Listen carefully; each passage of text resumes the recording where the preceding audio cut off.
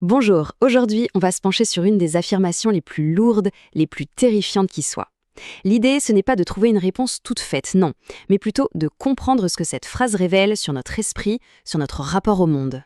Allez, on plonge ensemble dans cette analyse. Cette phrase, elle pèse tellement lourd. Elle peut surgir comme ça, d'un coup, et sonner comme une sentence finale.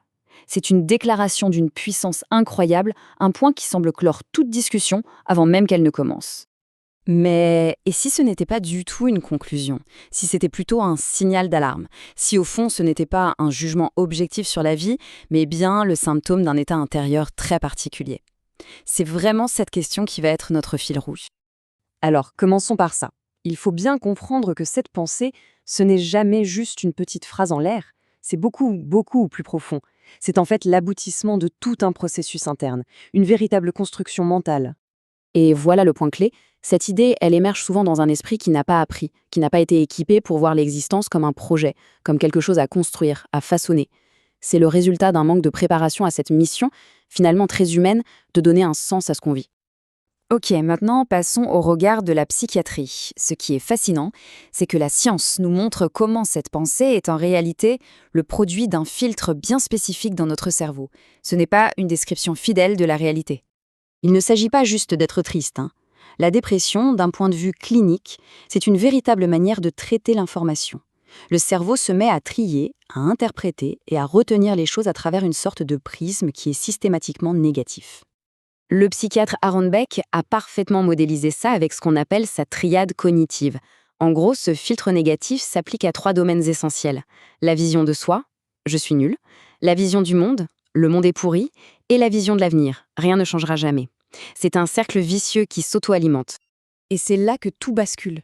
L'idée que la vie ne vaut rien cesse d'être une simple hypothèse qu'on pourrait discuter. Non, ça devient une certitude qu'on ressent dans ses tripes, une croyance tellement chargée d'émotions qu'elle court-circuite complètement la logique. Ça paraît vrai, de manière viscérale. J'aime beaucoup cette image du gouvernail. Ça illustre parfaitement cette perte de contrôle. Les commandes de l'esprit sont littéralement prises en otage par des réseaux de neurones qui sont spécialisés dans la douleur et dans la rumination. Vous savez, ces pensées qui tournent en boucle sans arrêt. Le navire n'a plus de capitaine. Mais attention, ce n'est pas qu'une question de chimie dans le cerveau. Allons un peu plus loin, aux racines existentielles de cette crise.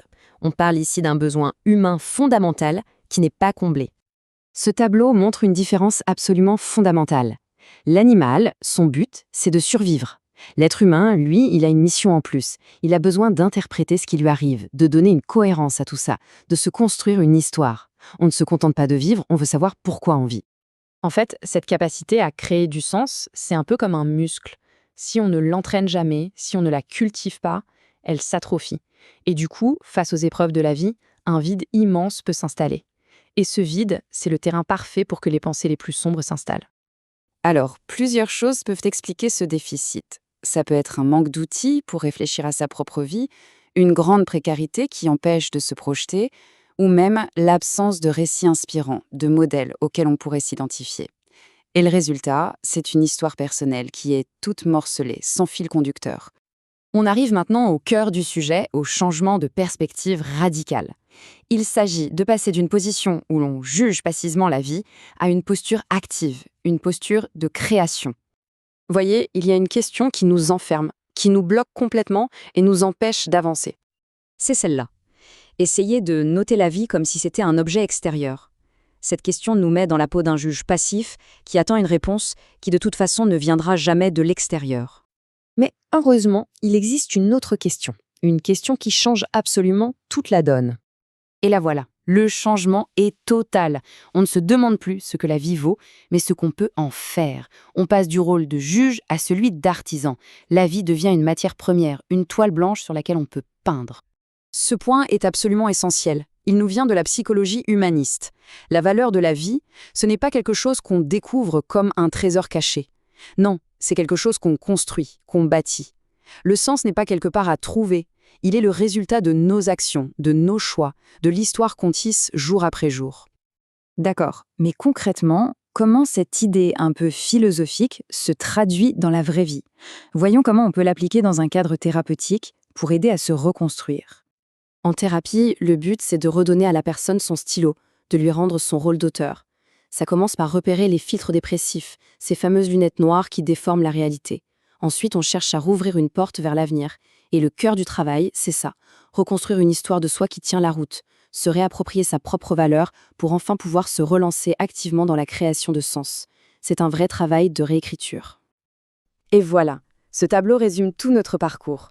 Passer de la vie vue comme un verdict, où on est passif, où on subit un jugement, à la vie vue comme une tâche, comme un projet, comme une œuvre à accomplir. C'est le passage de l'impuissance à l'action. Finalement, on comprend que le grand défi de l'existence, ce n'est pas de répondre à la question « est-ce que ça vaut le coup ?», mais plutôt de faire en sorte que notre parcours, nos actions, notre histoire nous permettent un jour de nous dire « oui, ce voyage-là valait la peine d'être créé et d'être vécu ». Et c'est là-dessus que je voulais qu'on se quitte. Si la vie est une histoire à écrire, une œuvre à façonner, alors il reste une question fondamentale. Une question qui redonne le pouvoir et qui ouvre le champ de tous les possibles. Au fond, qui est l'auteur de notre histoire ?